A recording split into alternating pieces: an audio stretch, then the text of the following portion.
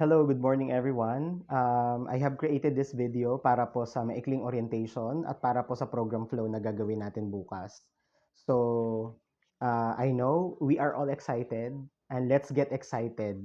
Una sa lahat, itong ginagawa natin ay makabuluhan, mayroong impact sa buhay ng mga kabataang CI. So una sa lahat, on behalf of Team Area H, Sir Jeff, Ma'am Shaira, Ma'am Delia, Ma'am Ella, the rest ng mga volunteers, youth leaders, and volunteer club facilitators, good morning and congratulations kasi bukas na mangyayari ang ating kick-off ng ating Child Path program. So ito po ay maikling orientation lamang kung ano ang magiging daloy bukas. So tomorrow, ang mangyayari po, ang unang group kasi ay darating ng 8 o'clock.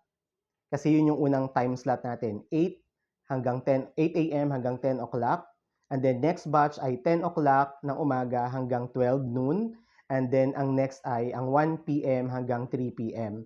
So ang ating magiging daloy, ang volunteer at ang ating mga volunteer area leaders ay nakapwesto na sila sa harap ng conference hall at may hawak na silang master list.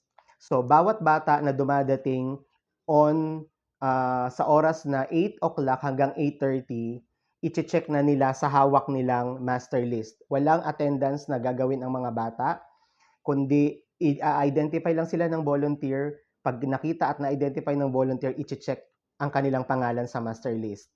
And then, yung kasamang youth leader ni volunteer namin ay iha-hand over niya ang kit na nakalagay sa tote bag. So, andoon ang tumbler, ang cup, notebook na ibibigay sa mga batang CI. So, kapag nabigay na ang kanilang kit, ang mga bata ay dediretso na sa conference hall. So, lahat ng ating sequence and flow from 8 o'clock to 8:30, didiretso sila sa conference hall, lahat ng darating na mga bata. And then, pagdating ng 8:30, magkakaroon na ng maikling program or preliminary. So, may niready din po akong program flow na share ko na po ito sa lahat, sa ating volunteer at sa ating mga VCF. So, ang mangyayari, si youth leader po ang mag-guide at ang magli-lead sa ating preliminary. At gagawin ko po ang flow na ito para po may guide tayo sa mangyayari bukas. So, at exactly 8:30, nandun na po tayo sa conference hall at ililid na tayo ni youth leader. So ganito po ang magiging daloy ng ating preliminary program. Bago po tayo mag-start ng ating preliminary program, i-request natin lahat ng kabataang CI na kunin sa kanilang tote bag ang kanilang cup. At yon ay kanilangang nilang isuot during the preliminary. So lahat dapat nakasuot ng tote bag. Tapos, meron akong ni-reading script. Available ito. May copy na ang bawat isa nito. And then, maging ang ating youth leader na magli-lead ng preliminary session tomorrow. So, bali, from 8:30 na yan, nandun na tayong lahat sa conference hall, staff, participants, and ibang mga tao. May maiiwan lang sigurong volunteer sa registration area. So ganito po ang magiging daloy ng ating preliminary bukas. And this will just last for 15 minutes. So halimbawa, ako si youth leader at ako ang magdadaloy ng preliminary. Ganito po ang magiging flow. Magandang araw sa inyong lahat. Welcome sa Child Path Program. Ngayon, magsisimula tayo ng isang journey kung saan matututo tayo, lalakas at lalagong magkasama. Sa lahat po ng nandito ng mga kabataang CI, inaanyayahan ko po ang bawat isa na tumayo. Meron po akong isang maikling energizer na ituturo sa inyo and I want everybody to participate po. Pag narinig nyo po ang salitang child, clap once. Sample nga po, child, child. Kapag narinig nyo naman po ang salitang path, stamp your feet twice. Sample nga po, path, path. So, uulit-ulitin lang to ni youth leader na magli-lead ng prelim para makapag-engage siya sa mga participants. So, child, path, child, path, child, child, path. Ganon. Tapos, nandito din sa script, makinig po kayo sa aking sasabihin at kayo po ay sasagot gamit ang kilos na inyong ipapakita. Wala pong tama o mali. Ngayon po, itaas ang kamay kung first time mo sa ChildPath program. Sige nga po, itaas ninyo ang inyong kamay. Ayan. So ngayon naman po, ilagay ang kamay sa dibdib kung excited ka today. So gagayahin din nila.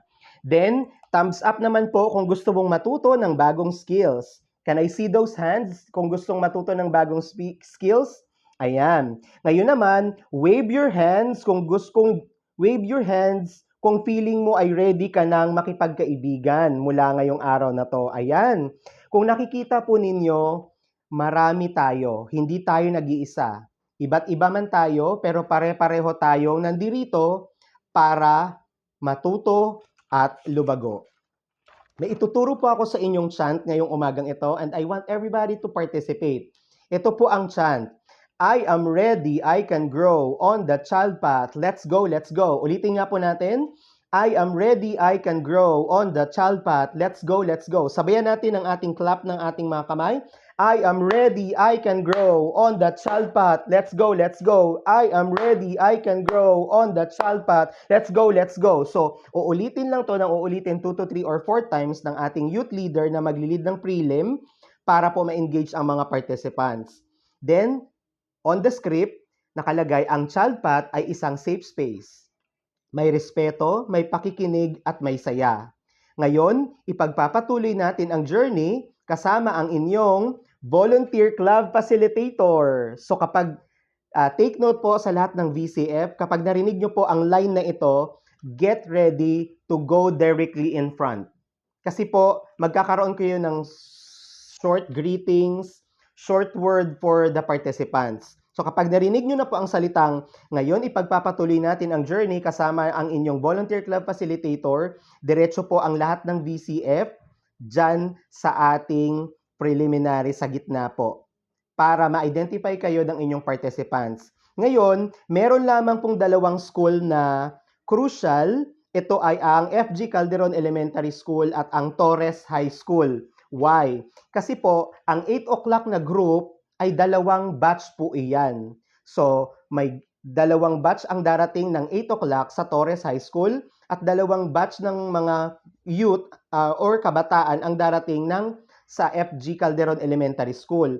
Ngayon, paano natin ma-identify kung sino sa mga kabataang yon ang tuturuan ni VCF1 at VCF2.